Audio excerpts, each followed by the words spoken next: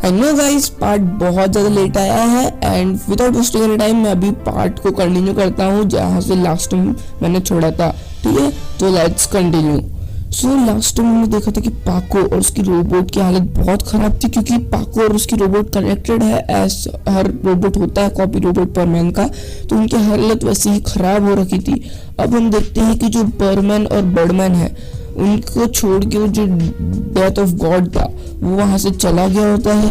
And वो जो रहते हैं, जो बर्डमैन और परमैन रहते हैं, वो दोनों एक दूसरे के केज यानी जो उनका था सेल जो था जेल, उसके साइड में ये दोनों। तो बर्डमैन जो रहते हैं परमैन को धीरे धीरे कुछ बोलने की कोशिश करते, उसको समझाने की कोशिश करते हैं, पर जो परमैन था वो सुनने को राजी ही नहीं था, वो उनसे अभी भी बहुत ज़्यादा नाराज था। पर बर्डमैन ने आखिर में थक हार के परमैन को कुछ ऐसा बताया जिसके बाद परमैन ने खड़ा हुआ अपने बेड पे से, और उसके बाद उसने बस एक पंच मारा, सिर्फ एक पंच, और वो जो केज था वो टूट गया। और फिर वो बर्डमैन को भी वहां से निकालता है। एंड देन उसके बाद वो बर्डमैन के साथ एकदम से टेलीपोर्ट होके अर्थ पे चले जाता है बर्डमैन की पावर से। एंड ऐसा क्या होता है कि जो मित्सो को बर्डमैन ने बताया, उसके बाद मित्सो ने एक पंच में इतनी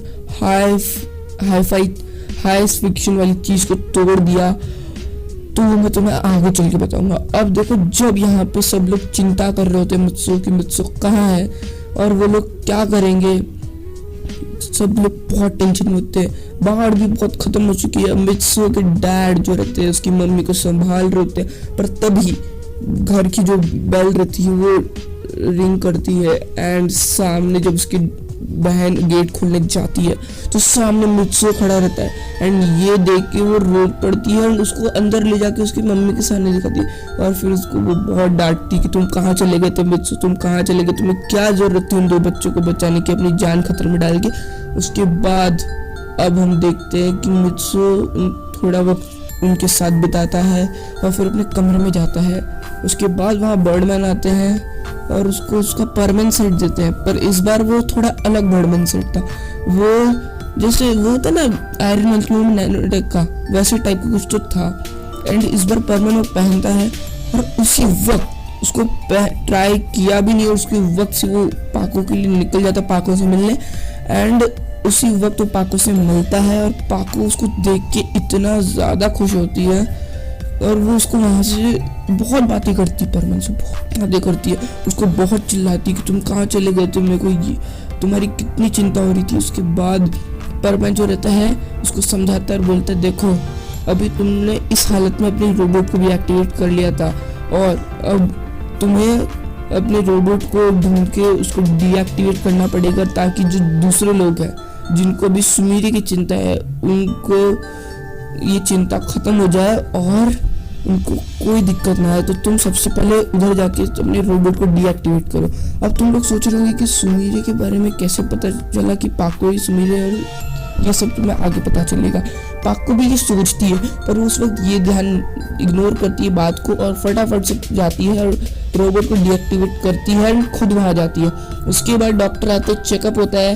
एंड क्योंकि पाको वहाँ पे ऑफिशियल वाली थी, असली वाली थी, उसको परमैन को देख रहा तो ठीक थी पहले, तो डॉक्टर ने उसको वहाँ से छोड़ दिया था, मतलब डिस्चार्ज कर दिया था हॉस्पिटल से। उसके बाद सब लोग खुश होते हैं। ऐसे ही एक हफ्ता बीत जाता है, परमैन से अपनी नॉर्मल ड्यूटी कर लेते हैं। पर यहाँ पे एक हफ्ते बाद जो परमैन ड्यूटी कर रहे थे उस वक्त परमैन को एक बर्डमैन ने अपने पास बुलाया। ठीक है, बर्डमैन ने उसको कॉल किया, परमैन तुम्हें जल्द से जल्द यहाँ आना होगा। और क्योंकि अब रात के 4 बज रहे थे, सुबह के 4 बज रहे थे, तो परमैन को लगा कि कुछ ऐसे ही बुला रहे होंगे, पर वो उठा और जाना पड़ा उसको, क्योंकि बर्डमैन उसको जल्दी बहुत इमरजेंसी बोल के बुलाते हैं। परमैन अब चले जाता है। परमैन के वहाँ जाने के बाद बर्डमैन उसको एक बोलते हैं कि एक बहुत बड़ी लड़ाई होने वाली है, अब तुम ही हो जो बता सकते हो। वो बोलता क्या, मतलब कहना क्या चाहते हो। उसके बाद बर्डमैन उसको सब कुछ धीरे धीरे एक्सप्लेन करते हैं कि क्या कैसे और क्या आने वाला है। और फिर जो परमैन रहता है वो यहाँ पे बोलता है कि पर हमारे पास सिर्फ आधा घंटा है और हम इतना कुछ कैसे करेंगे। उसके बर्डमैन बोलते हैं ये तुम पे भरोसा है, और हाँ ये जो चिप है मुझे अपने हेलमेट पर लगाने दो। उसके बाद बर्डमैन जो रहता है अपनी चिप को परमैन के हेलमेट में फिक्स कर देता है बर्डमैन। उसके बाद वो परमैन उसको पहन के जल्द से जल्द अपने नॉर्मल लाइफ जीने की रिएक्ट करना चालू कर देता है, जैसा उसको बर्डमैन ने बोला था। देखो तुम्हें जो भी क्वेश्चन रहेंगे वो आगे पता चल जाएंगे, ठीक है। जो भी स्टोरी है मैं तुम्हें अच्छे से बताऊंगा। अभी परमैन जो रहता है नॉर्मल सोने लग जाता है, पर अब सुबह के 8 बज चुके थे एंड ये संडे का दिन था।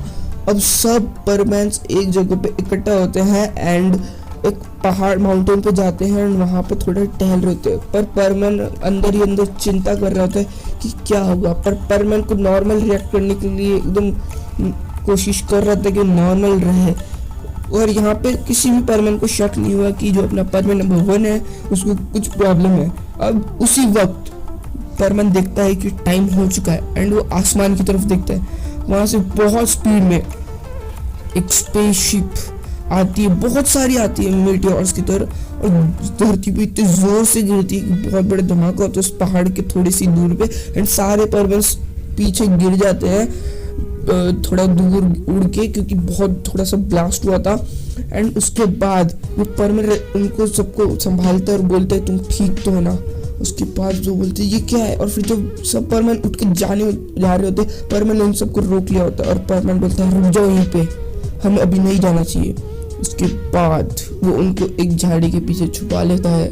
उसके बाद वहाँ उस स्पेसशिप से बहुत सारे एलियंस निकलते हैं और फिर वो एक साइड हो जाते हैं और फिर एक लेजर शूट करते जिससे वो एरिया थोड़ा अलग से एक प्लेटफॉर्म बन जाता है। फिर वहाँ आसमान से एक अजीब सी शिप आती है, वो उधर आके एकदम से टीपी होकर उस प्लेटफॉर्म पर आती है और वहाँ से एक बहुत बड़ा मॉन्स्टर निकलता है। और फिर सब जो भी छोटे छोटे एलियन जैसे थे मॉन्स्टर्स वो उसको सल्यूट कर देते। रिपोर्टिंग कमांडर, अभी हमें क्या ऑर्डर है। उसके बाद वो बोलता है लगता है ये इंसान इतने कमजोर है इनको पता भी नहीं चला कि हम लोग यहाँ पर आ चुके हैं। अब क्या है, जाओ इनको इतने अच्छे से मारना कि ये लोग कभी भी ना भूल पाए और इनकी अच्छे से खातिरदारी होनी चाहिए। उसके बाद ये सारे के सारे जो एलियंस अटैक करने के लिए जा रहे थे, पर तभी जो परमैन रहता है वो बोलता है तुम लोग आगे जाओ और इनको रोको। और फिर वो पूछते तुम क्या करोगे, वो बोलते तुम जाओ मैं वक्त आने पे आ जाऊंगा।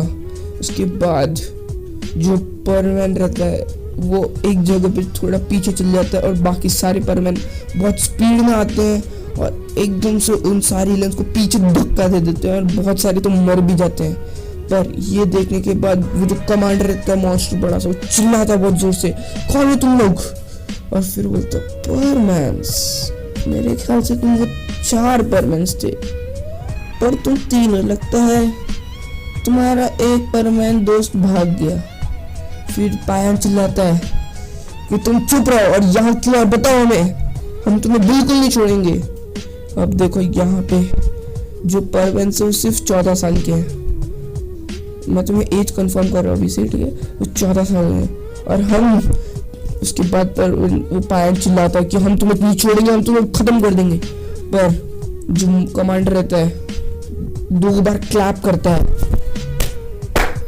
उसके बाद उनके कमांडर के पीछे से एक बहुत स्पीड में एक लेजर छूटती है एंड जस्ट पायन और पाको के हेड के सेंटर में जो खाली स्पेस वहां जाके पीछे एक रॉक था उसके उधर लगते हैं। वो रॉक जो था पूरा राख हो गया, मतलब दिखा भी नहीं वो टूटते हुए। एंड उसके बाद वो लोग बहुत डर जाते हैं एंड वो बोलता है अब तुम्हारी बारी। एंड वो फिर से क्लैप करता है एंड इस बार जब वो शूट करते सब परमैन बच जाते हैं एंड यहाँ वहाँ से अटैक करने की कोशिश करते हैं। अब ये लड़ाई बहुत ज़्यादा स्टार्ट हो गई है एंड बहुत सारे और भी स्पेसशिप्स आ रही थी एलियंस की हेल्प के लिए और वो अलग अलग पार्ट्स में जा रहे थे जापान के, और धीरे धीरे जापान के आउटसाइड भी जाने वाले थे। और यहाँ पे ये लड़ाई 3 परमेंस और बहुत लाखों एलियंस से लड़ना कोई आसान बात नहीं थी। वो लोग बहुत लड़ रहे थे और जो परमेंस थे बहुत ज़्यादा घायल हो चुके थे, उनके मुंह से खून निकल रहा है, नाक से खून निकल रहा है, सर से खून बह रहा है, हाथ उनका मुड़ गया है, उनसे हो नहीं रहा ना, फिर भी वो लड़ रहे हैं। और ये सब इस वक्त जो बर्डमैन है अपने बर्ड प्लैनेट से देखते हुए बोलते हैं मुझे माफ़ करना परमेंस। और फिर वो बोलते हैं परमैन अब तुम्हारी बारी, मुझे तुम पे पूरा भरोसा है, तुम ये कर लोगे। मैं जानता हूँ ये तुम्हारे लिए आसान नहीं है पर तुम्हें ये करना ही होगा। उसके बाद कहीं पीछे से एक बहुत बड़ी मशीन आती है एंड वो एकदम लोकेट करती है परमैंस पे। जब जैसे तीनों परमैंस एक पोजीशन पे एक साथ आते हैं वो एकदम से उन पे लॉक करती है, एक साथ शूट करती है। और वो इतनी पावरफुल मशीन थी, अगर उनको एक थोड़ा सा उसका एक पार्टिकल लग जाता तो उनका आधा शरीर जल के खत्म हो जाता परमैंस का। पर अब जैसे शूट करता है वो जस्ट उनके इतने पास आ गई थी, अगर वो थोड़ी सी भी देरी करे तो वो मर जाएंगे। पर अभी एक बहुत ज्यादा जोर का धमाका होता है उधर लगते ही परमैंस के। और फिर उसके बाद जो भी स्पेसशिप जो प्लेटफॉर्म था सब कुछ एकदम उड़ गया। जो पहाड़ था आधे से ज्यादा अंदर गड्ढा हो गया था एंड वो जो पेड़ पौधे थे सब जगह उल्टा सीधा हो गया था एंड जो वो आग लग गई थी आधे से ज्यादा जगह पे। एंड जो परमैंस थे जो जिनको लेजर लगने वाली थी वो लोग अभी उस धुएं के अंदर फंसे हुए थे, जो कि कमांडर को लगा कि ये कुछ तो गड़बड़ है। एंड वो देखता है कि धुआं धीरे धीरे और बढ़ने जा रहा है और उधर से एक अजीब सी नीली यानी ब्लू कलर की एक रोशनी आ रही है जो कि बहुत ज्यादा ब्राइट होती जा रही है। एंड तभी एकदम से वो जो नीली कलर की रोशनी थी एकदम से कुछ गोल गोल से घूमती है, ऑरेंज या ब्लू कलर में मिलकर एकदम जोर से ब्लास्ट होता है एंड जो धुआं था उससे पूरा हट जाता है एंड जो था धुआं वो सब हट जाता है। एंड जो जितने भी साइड में एलियंस थे उनके आसपास पूरे आधे से ज्यादा उनकी पूरी रेंज खत्म हो जाती है, मतलब पूरी पॉपुलेशन खत्म हो जाती है जितने भी छोटे एलियंस बचे थे उनके आसपास। एंड उसके बाद जो कमांडो भी अच्छा खासा घायल हो जाता है, उसका जो हाथ था कट गया था, मतलब राइट हाथ कट गया था उसका पूरा आर्म। एंड उसके बाद वो बोलता है ये कौन है। उसके बाद जो परमैन रहता है उड़ते सामने आता है उसके और उसकी गर्दन को पकड़ के उसको आसमान में ले जाता है, पूछता है अब तुम नहीं बचोगे, बताओ क्या तुम्हें उसी ने भेजा है, बोल लो वरना तुम्हारे लिए अच्छा नहीं होगा। तुम्हें पता है मैं तुम पे हाथ नहीं उठा सकता, पर फिर भी अगर तुमने नहीं बताया तो मुझे मजबूरन तुम पे हाथ उठाना पड़ेगा। और वो बोलता है तुम अपनों पे हाथ नहीं उठा सकते परमैन, मैं तुम्हारा भाई हूँ, तुम मुझ पे हाथ नहीं उठा सकते। बोला मैंने अभी तक तुम्हारा हाथ ही काटा है, तुम्हारा सर तुम्हारे घर से अलग कर दूंगा। बोला वो तो तुम इन सबको बचाने के लिए किए थे ना, मुझे सब पता है, और अब तुम्हें मैं खत्म कर दूंगा। वो बोलता है कि तुम अपने भाई पे हाथ उठाने से पहले 1000 बार सोच लेना। वो बोलता है कि मैं नहीं देखूंगा कि तुम मेरे भाई हो, मुझे फर्क नहीं पड़ता। फिर वो जो मॉन्स्टर कमांडर रहता है बोलता है तुम उस पे हाथ नहीं उठा सकते पर मैं तुम पे हाथ उठाऊंगा। उसके बाद जो कमांडर रहता है परमैन के ऊपर एक पंच मारता है अपने लेफ्ट हैंड से, पर जैसे उस पे पंच मारता है उसका जो हाथ रहता है मतलब पूरा आर्म एक अलग ही पूरा जल जाता है एंड वो जम जाता है। देन अगले सीन में पूरा जल के जम जाता है एंड वो फूट जाता है जिसको उसका अगला हाथ भी चले जाता है। एंड द नेक्स्ट थिंग होता है परमैन बोलता है तुम मुझे छू नहीं सकते, तुम्हारे लिए अच्छा यही होगा कि तुम अपने बॉस को बोलो और हार मान के यहाँ से चले जाओ, क्योंकि अगर मेरे को गुस्सा आया तो तुम्हारे लिए मुझसे बुरा कोई नहीं होगा। तुम्हें पता है मैं कितना खतरनाक हूँ और ये तुम्हारे लिए बिल्कुल अच्छा नहीं होगा। इसके बाद वो बोलता है चल ठीक है तुम मुझे छोड़ो मैं चले जाऊंगा। उसके बाद परमैन बोलते है क्या गारंटी तुम चले जाओगे, जब मुझे छोड़ो जैसे ही। तो फिर वो परमैन उसको छोड़ देता है और यही परमैन की वन ऑफ द बिगेस्ट गलती थी। जैसे ही परमैन उसको छोड़ता है, वो जो मॉन्स्टर रहता है, वो कमांडर अपने उतरते ही परमैन की उंगली को अपने नोकीले दांतों से स्क्रैच करता है, जिससे परमैन का जो थोड़ा सा खून रहता है उसके अंदर जाता है और उसके दोनों हाथ रीजनरेट हो जाते हैं। एंड वो बोलता है, मुझे पता है तुम्हारे खून, तुम्हारे शरीर, तुममें ऐसी शक्तियां हैं जो इस ब्रह्मांड में शायद किसी के पास, इस यूनिवर्स में किसी के पास नहीं हो सकती। उसके बाद यहाँ पे हम नेक्स्ट सीन देखते हैं बर्डमैन का। बर्डमैन यहाँ पे एक बहुत बड़ी आर्मी बना रहे होते हैं एंड उनका जो चीफ रहता है वो बोलता है, बर्डमैन मुझे लगता है ये सही वक्त नहीं है। तो बर्डमैन बोलते हैं, चीफ अभी नहीं तो कभी नहीं, क्योंकि हमने आज देर कर दी तो फिर ये कभी नहीं हो सकता।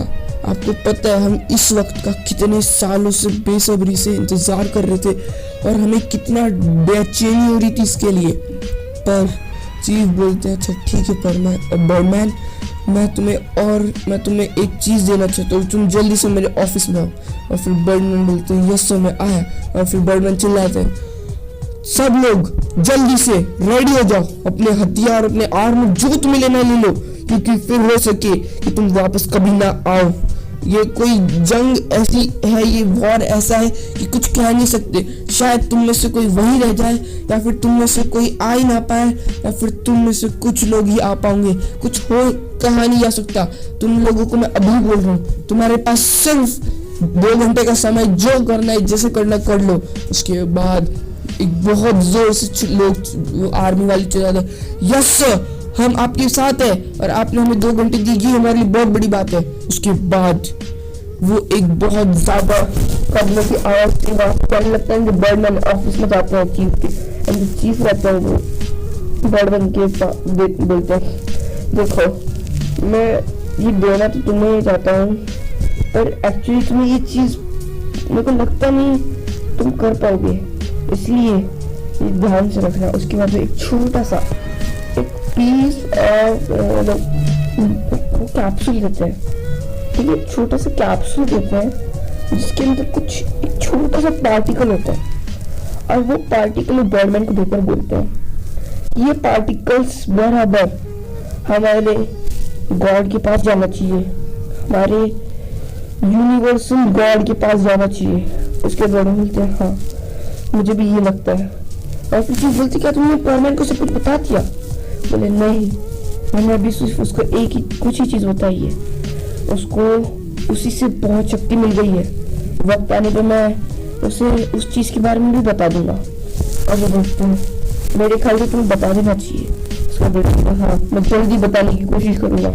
उसके बाद बर्डमैन उस चीज को स्पेशली अपने उनका जो ये है ग्लव जो रहता है उसके अंदर से एक छोटा सा एक वो निकलता है मशीन, उसके अंदर ही रखते हैं एंड उसको अंदर रख देते हैं एंड उसके बाद वो बंद हो जाता है।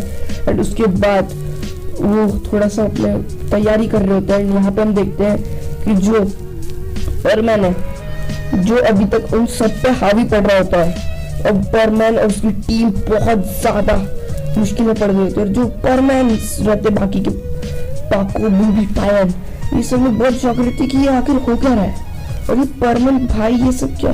उसके बाद एक धमाका होता है जिसमें सब बर्डमैन बेहोश हो जाते हैं।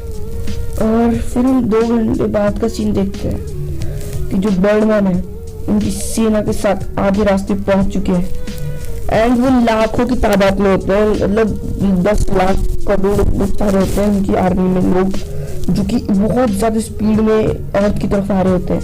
एंड यहाँ पे जो बर्डमैन की आंखें खुलती है, वो देखता है कि वो लोग बंधे हुए हैं। और ये देख, और जैसी बर्डमैन की आंखें खुलती है, मूवी पाको पायन उसको बर्डमैन अच्छा हुआ तुम उठ गए, क्या तुम हमें बताएंगे कि ये आखिर हो क्या रहा है?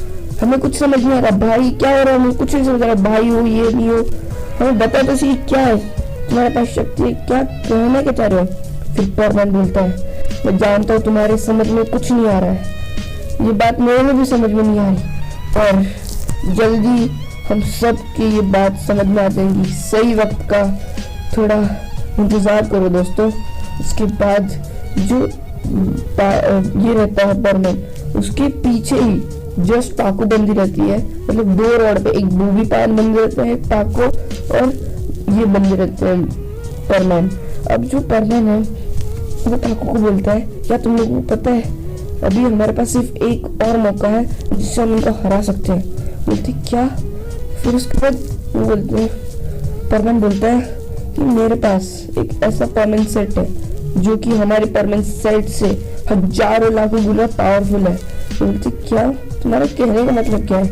बोलते हैं ये स्पेशल परमानेंट सूट मुझे बर्डमैन ने दिया था, इसके बारे में मैं तुम्हें बाद में बताऊंगा। अब ये लड़ाई के कारण ये ऑटोमेटिकली मेरे वॉइस कमांड पर नहीं आएगा। वॉइस कमांड पर मेरे को मैं अपने आप पहन सकता था, पर अब मैं नहीं पहन सकता। इसलिए मैं चाहता हूँ पाको कि तुम मेरी पीछे वाली पॉकेट से एक तुम्हें छोटे से एक वो मिलेगा, एक लेजर जैसा एक छोटा सा डिवाइस मिलेगा। तुम्हें वो कैसे तुम्हें मेरी जेब से निकालना है और उसको तुम्हें अपने कोशिश करो अच्छे से निकले, एंड उसका बस ब्लू वाला बटन प्रेस हो जाए और फिर जो होगा मैं कर लूँगा।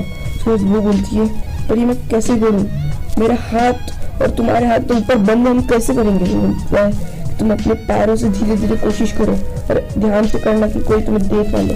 उसके बाद पाको जो होती धीरे धीरे से करती है, धीरे धीरे ट्राई करती है, और एकदम से एक जो गार्ड रहता है उनपे निगरानी रख रहा होता है, उनका ध्यान रखना, वो देख लेता है कि पाको कुछ तो निकाल रही है, और जैसे एकदम से अलार्म बजा देता है, वो बहुत चिल्लाता है इमरजेंसी, देखो वो क्या कर रहा है। और उसके बाद जो पाको एकदम डर जाती है, एकदम से जोर से किक करती, एकदम से निकाल देती है उसकी पॉकेट से वो डिवाइस, एंड उसको नीचे रखती है, उस पर एक जल्दी से वो बटन प्रेस करती है। उसके बाद वो प्रेस कर देती है, पर तभी जितने भी सारे एलियंस थे उनको पकड़ लेते हैं।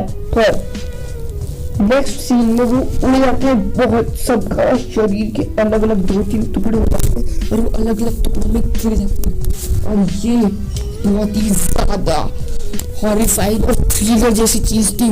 उसके बाद एक परमैन यानी अपना मित्सो आसमान में बहुत सारी शक्ति लेके उड़ रहा होता है, और फिर ये देख के जो तीनों परमैन से बहुत शॉक हो जाते हैं। उसके बाद जो परमैन रहता है वो रूबी पायान को अपनी पावर्स की मदद से एक सेफ केव के अंदर एक बहुत शहर से दूर एक आइलैंड के उधर एक केव में टेलीपोर्ट कर देता है। ये वही केव है जहाँ पे ऑक्टोपस वाली मूवी में ये लोग गए थे, वही की केव है।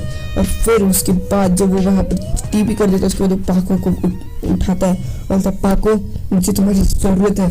और फिर वो पाको को एक अपने ऐसे हेलमेट से एक चीज निकालता है, वो हेलमेट से चीज निकाल के वो पाको की जो चेस्ट उधर बस ऐसे रखता है, तो वो अंदर चल जाती है पाको के, एंड देन पाको की जो परमानेंट सेट है अपग्रेड हो जाता है जितना वो मैक्स लेवल पे हो सकता था। ठीक है, अब यहाँ पे तुम बोलना मत कि भाई क्या है चेस्ट में चला गया, तो ये मत बोलना कभी। उसके बाद पाको को भी बहुत पावरफुल फील होने लगता है, परमैन बोलता है कि अभी हमें जल्द से जल्द यार जितना हो सके तुम यहाँ पे जितना कर सको उतनी डस्ट उड़ा दो जितना हो सके। और फिर वो दोनों उड़ते हैं और फिर यहाँ पे ऐसे तबाही मचा तोड़ देते हैं, डस्ट इतनी उड़ा देते हैं। उसके बाद परमैन पाको को बोलता है पाको जल्दी से अपने हेलमेट के पास के स्विच को ऑफ करो। उसके बाद जैसे ऊपर करती है तो उसके सामने सारा धुआं गायब हो जाता है। बोलता है इससे हमें अंधेरे धुएं कहीं पे भी देख सकते हैं। उसके बाद वो पाको को पकड़ता है, बहुत स्पीड में आगे की तरफ उड़ता है, एंड इस बार उसकी स्पीड 119 किलोमीटर पर आवर नहीं रहती, उसकी स्पीड 2000 किलोमीटर पर आवर रहती है वो अकेले की। और वो पाको को लेके स्पीड में उड़ जाता है, एंड देन सडनली टीपी हो जाता है पायन और बूढ़ी के पास। उसके बाद वहाँ पे थोड़ी सी देर में बर्डमैन की आर्मी आ जाती है और वहाँ पे वो लोग स्टे करते हैं। और फिर उसके बाद जो बर्डमैन है एक डिवाइस निकालते हैं और उसको जमीन के उधर रख के थोड़ा उसको प्रेस करते हैं, छोटा सा धमाका होता है वहाँ पे, एंड वहाँ पे एक गेट आ जाता है। उसके बाद सबको वहाँ पे एक टनल से बन जाती है, बहुत बड़ी होल बन जाती है दुनिया से, वहाँ पे वो ले जाते हैं सबको, सब वहाँ स्टे करते हैं। एंड बर्डमैन अंदर आते ही उस गेट को क्लोज करते हैं, बाहर से सब मारने लगता है। एंड बर्डमैन अंदर से एक बटन प्रेस करते हैं जिससे बाहर का जितना भी एरिया थे, यहाँ पे फुट स्टेप थे, जो भी हुआ था सब कुछ नॉर्मल हो जाता है एक दिन पहले जैसे। उसके बाद क्या होता है कि अब जितने भी कमांडर्स वगैरह थे ये लोग बहुत घबरा जाते एलियंस, ये लोग अपनी स्पेसशिप्स में भी नहीं जा सकते थे, उन्होंने स्पेसशिप्स तोड़ दी थी। अब कमांडर कैसे तुम घायल थका हारा उड़ते हुए स्पीड में अब स्पेस में जाता है और फिर वहाँ पे उसका शरीर धीरे धीरे बिना कोई एटमॉस्फेयर के कारण धीरे धीरे फटने लगता है, उसकी सांसें अटक जाती है, उससे रहा नहीं जाता, पर वो सामने कोशिश कर रहा होता है जाने की। और फिर वो वही उसका आधा शरीर फट के अलग हो जाता है विदाउट एनी एटमॉस्फेयर, यही होना चाहिए था उसके साथ। एंड देन उसके सारे पार्टिकल्स एकदम एनर्जी में कन्वर्ट हो जाते हैं, उसका बस एक पार्टिकल जो कि उसका ब्रेन था वो बच जाता है, बाकी सब कुछ एक एनर्जी में कन्वर्ट होके स्पेस में ही मिल जाता है। और तभी वहाँ गाइस बीच में रोकने के लिए माफ़ी चाहता हूँ, बट अभी मैं बोल रहा हूँ बहुत गंदा चिल्लाने वाला हूँ मैं आगे चल के 2-3 सेकंड में। तो प्लीज़ अगर हेडफोन्स पहने हैं ना या फिर आवाज़ बहुत तेज़ कर रखी है ना अपने फ़ोन की तो प्लीज़ कम कर लेना, क्योंकि फिर अगर कुछ भी होता है तो मुझे मत बोलना, क्योंकि मैं वार्निंग ऑलरेडी पहले ही दे रहा हूँ। तो प्लीज़ एंजॉय द स्टोरी, अगर तुम्हें अच्छी लगी तो प्लीज़ लाइक करना मत भूलना। तो चलो कंटिन्यू करते हैं। अर्थ से 450 माइल्स अवे था, 450 माइल्स अवे था, जो कि अर्थ से बहुत लंबे डिस्टेंस है। वहां पे जाता है स्पेसशिप में एंड वहां पे वो उस ब्रेन को एक जगह पे स्टोर करते हैं एंड वहां पे वो गॉड आता है डेथ का, डार्क गॉड ऑफ डार्कनेस, और वो बहुत जोर से चिल्लाता है, मैं तुम्हें नहीं छोड़ूंगा, तुमने मेरे अपने भाई को मारा है, मैं तुम्हें इसके लिए कभी माफ नहीं करूंगा, भले तुम मेरे बड़े भाई हो पर तुमने एक बहुत बड़ी गलती की। मैंने तुम्हें बोला था अब तुम मुझे ज्वाइन कर लो, और तुमने अच्छाई का साथ दिया, अब मैं तुम्हें बहुत गंदी मौत दूंगा, इतनी गंदी तड़पा के मौत दूंगा जितना तुम्हें इस दुनिया में किसी ने किसी को ना दिया हो। और फिर उसके बाद वो रोने लगता है। उसके बाद हम देखते हैं कि जो वो डार्कनेस गॉड है वो डिसअपीयर हो जाता है, और जहाँ पे जो साइंटिस्ट रहता है उसकी एक लेबोरेटरी में कुछ काम कर रहा होता है एंड वहाँ पे डार्कनेस गॉड आता है एंड उसका गला पकड़ के बोलता है, तुम्हारा ये काम कब तक खत्म होगा? मेरे भाई को भी उसने मार दिया, उसने अपने भाई को खुद को मार दिया, और अगर मेरे को कुछ हुआ तो ये तुम्हारे लिए अच्छा नहीं होगा। फिर वो डायरेक्ट बोलता है, सर बस कुछ बन जाएगा सर। उसके बाद उसको पीछे धकेल देता है और फिर वहां से बोलता है, जल्दी हो जाना चाहिए क्योंकि मैं उसको बहुत गुस्सा आ रहा है और तुम्हारे लिए भी अच्छा नहीं होगा जल्दी नहीं बना तो। उसके बाद बोलता है, सर ये जल्दी बन जाएगा और वैसे भी मेरे अलावा इस दुनिया में इसको कोई नहीं बना सकता। फिर उसके बाद यहाँ से सीन कट होता है और पाको बूबी पहन को बर्डमैन, इन सब पर्मन्स को बर्डमैन सब कुछ बता रहे होते हैं कि क्या कैसे क्या रहता है। पर यहाँ पे एक्चुअल बात जो रहती है सिर्फ पाको और परमैन को बताते हैं बर्डमैन अलग से ले जाके। एंड यहाँ पे भी अब जो बर्डमैन रहते हैं आधी बात ही यानी से 95% बात जो रहती है वो पाको और परमैन को बता देते हैं, और वहां से परमैन को लेकर पूरी बात बताती कि क्या एक्चुअल में है। उसके ये सुनने के बाद परमैन बहुत गुस्सा आता है, परमैन कंफ्यूज हो, उसको चक्कर आने लग जाता है, उसको कुछ समझ नहीं आ रहा होता और वो बेहोश हो जाता है।